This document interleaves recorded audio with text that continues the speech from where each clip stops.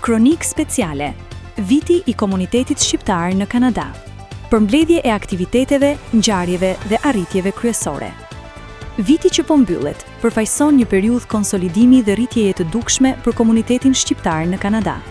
Nga identiteti kombëtar dhe kultura, te organizimi qytetar, media, diplomacia dhe ekonomia, shqiptarët në Kanada shënuan hapa konkret që e forcuan pozitën e tyre në jetën publike kanadeze. Identitet kombëtar dhe kujtesë historike. Gjatë vitit, komuniteti shqiptar riafirmoi unitetin dhe vedijen kombëtare përmes festimeve të pavarësisë së Kosovës, ku shqiptar nga të gjitha trevat u bashkuan në aktivitete përkujtimore dhe kulturore. Nëntorit, tashmë i konsoliduar në Toronto si muaj i trashëgimisë kulturore shqiptare, me evente që promovuan historinë, gjuhën, simbolet dhe vlerat kombëtare shqiptare. Organizim komunitar dhe shoqëri civile. Viti u shënua nga themelime dhe struktura të reja komunitare.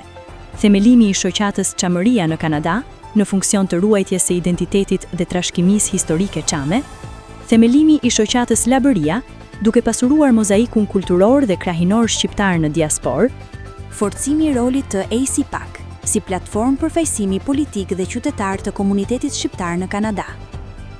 Themelimi i dhomës së tregtisë kanadeze shqiptare, një hap strategjik drejt rrjedhëzimit të bizneseve shqiptare dhe nxitjes së bashkëpunimit ekonomik Kanada-Shqipëri-Kosovë.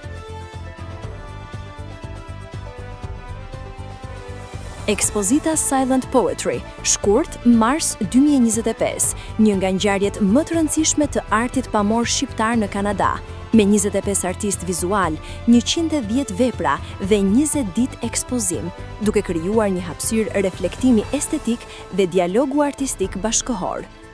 Ekspozita e artistit Zeqiria Rexhepi e çelur në ambientet e konsullatës së Kosovës në Toronto, duke ndërthurur artin pamor me diplomacin kulturore. Festivali i librit shqiptar në Montreal, që afirmoi librin shqip dhe autorët shqiptar në diasporë. Ekspozita Jehona, e organizuar nga Elena Malo dhe Elisabeta Froku, e cila solli në vëmendje rezonancën e kujtesës, identitetit dhe ndjeshmërisë artistike shqiptare në diasporë, duke forcuar kalendarin e artit bashkëkohor shqiptar në Kanada. Themelimi i fondacionit të artistëve shqiptar si një mekanizëm mbështetës për krijimtarinë artistike shqiptare në Kanada. Themelimi i shtëpisë mediatike Alb TV Kanada me Selinë Ogville, një hap madhor që i dha komunitetit shqiptar një kanal profesional për informim, dokumentim dhe pasqyrim të jetës komunitare. Një natë nderi, kushtuar Mirush Kabashit.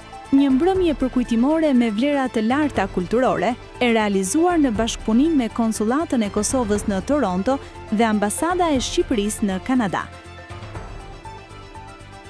Finalizimi i linjës ajrore direkte Toronto-Tiranë dhe Anasjeltas, me nisjen e qershor të vitit 2026, një arritje historike që afron diasporën në Adeun dhe hap perspektiva të reja kulturore, ekonomike dhe familjare. Kjo kronik speciale dëshmon se komuniteti shqiptar në Kanada ka hyrë në një fazë pjekurie dhe organizimi afatgjat. Nga kultura dhe identiteti, te institucionet, media dhe ekonomia, viti që lan pas hodhi themele të forta për një atardhme më të strukturuar dhe më të përfaqësuar.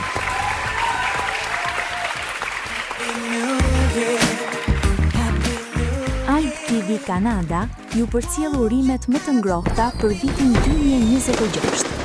Qoftë viti i suksesshëm për të gjithë shqiptarët në mbar botën. Mirë se vjen viti i ri 2026.